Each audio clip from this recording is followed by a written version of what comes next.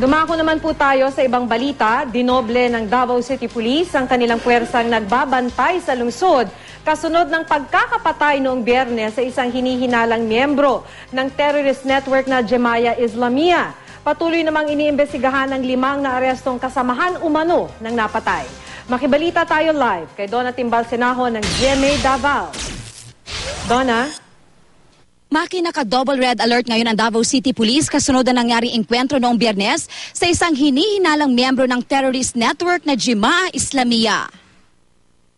Taon-taong nakaalerto ang Davao City Police tuwing Kapaskuhan at ngayong Paskong ito, mas maraming pulis daw ang ipapakalat sa lungsod dahil sa banta ng terorismo. Kasunod ito ng pagkakapatay noong Biyernes sa isang pinaniniwalaang Malaysian suicide bomber na si Mudnur Fikri bin Abkahar. We really can create much media attention, public attention, o ginailang targeton. So, Davao is a very popular city. So, mas malaking impact kung tatamaan nila ay high-value targets. Nitong mga nagdaang linggo, nakatanggap daw ang pulisya ng intelligence report tungkol sa armadong grupo na nakapasok sa Davao City. Nang malamang nasa isang hotel ang mga target, sumugod ang pulisya. Ngunit nagbanta ang suspect na papasabugin nito ang bomba. Matapos nito, tumakbo palayo ang mga target papunta sa isang resto bar. Doon na nabaril at napatay ang Malaysian. Dala raw nito ang isang bag na may lamang bomba. Gawa sa laki ng cellphone, singgit siyang, you shoot me, I have a bomb.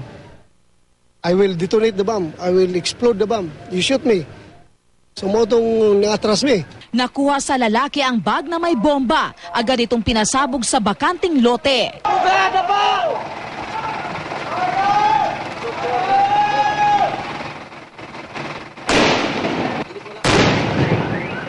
Dinala sa presinto ang babaeng kasama ng napatay at ngayon isinasa ilalim sa tactical interrogation. Nalaman din ng pulisya may mga kasama pa ang mga suspect na naiwan sa hotel kung saan sila galing. Sinugod ng mga pulis ang hotel.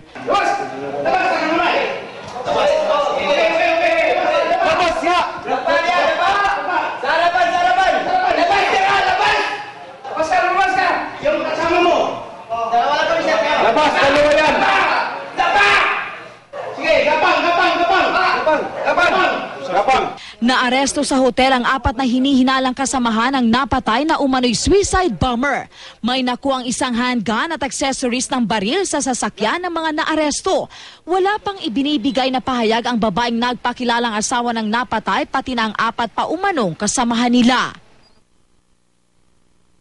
Sa ngayon, nasa punerarya pa ang bangkay ng JA member. Maghihintay din muna ang Malaysian Consulate kung anong magiging desisyon ng Davao City Police at Malaysian Police bago magbigay ng statement. At yan muna ang latest mula dito sa Davao City. Donna Timbalsenaho, Nagbabalita, Pilipinas.